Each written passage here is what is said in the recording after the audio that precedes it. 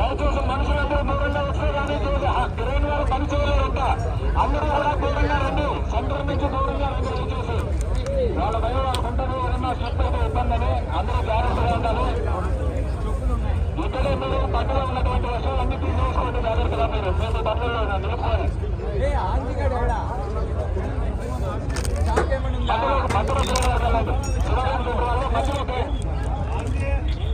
కిరణ్ ముందుకు